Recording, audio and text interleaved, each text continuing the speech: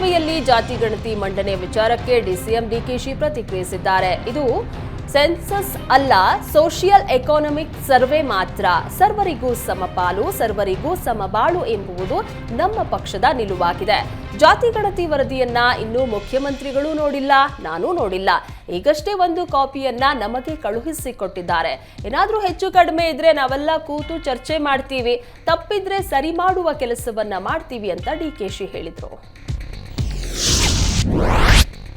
ಬಿಜೆಪಿಯ ಜನಾಕ್ರೋಶದ ವಿರುದ್ಧವಾಗಿ ಯುವ ಕಾಂಗ್ರೆಸ್ ಶಿವಮೊಗ್ಗದಲ್ಲಿ ಪ್ರತಿಭಟನೆ ನಡೆಸಿತು.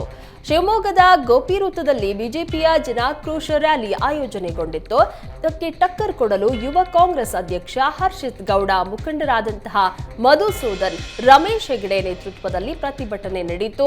ಪೆಟ್ರೋಲ್, ಡೀಸೆಲ್, ಗ್ಯಾಸ್ ಬೆಲೆ ಏರಿಕೆ ಎಂದು ಪ್ಲೇ ಕಾರ್ಡ್ ಹಿಡಿದು ಘೋಷಣೆಯನ್ನ ಕೂಗಿದ್ರು. 50ಕ್ಕೂ ಹೆಚ್ಚು ಪ್ರತಿಭಟನಾಕಾರರು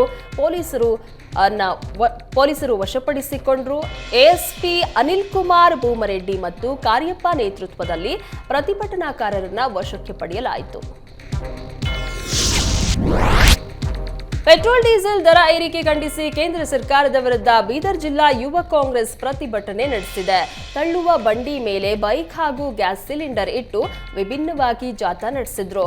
ಬೀದರ್ ನಗರದ ಅಂಬೇಡ್ಕರ್ ವೃತ್ತದಿಂದ ಡಿಸಿ ಕಚೇರಿವರೆಗೂ ಪ್ರತಿಭಟನಾ ಜಾಥಾ ನಡೆಸಿ ಬಿಜೆಪಿ ಸರ್ಕಾರದ ವಿರುದ್ಧ ಘೋಷಣೆ ಕೂಗಿ ಆಕ್ರೋಶ ವ್ಯಕ್ತಪಡಿಸಿದ್ರು.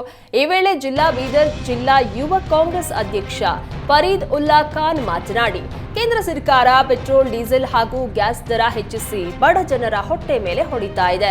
ಕೂಡಲೇ ದರ ಕಡಿಮೆ ಮಾಡಬೇಕು, ಇಲ್ಲದೇ ಇದ್ರೆ ಮುಂದಿನ ದಿನಗಳಲ್ಲಿ ಉಗ್ರ ಹೋರಾಟ ಮಾಡಬೇಕಾಗತ್ತೆ ಅಂತ ಎಚ್ಚರಿಕೆ ನೀಡಿದ್ರು.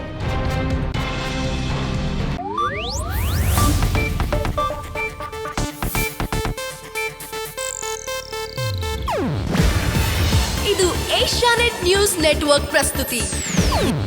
ನೀವು ನೋಡ್ತಿದ್ದೀರಾ ಏಷ್ಯಾನೆಟ್ ಸುವರ್ಣ ನ್ಯೂಸ್.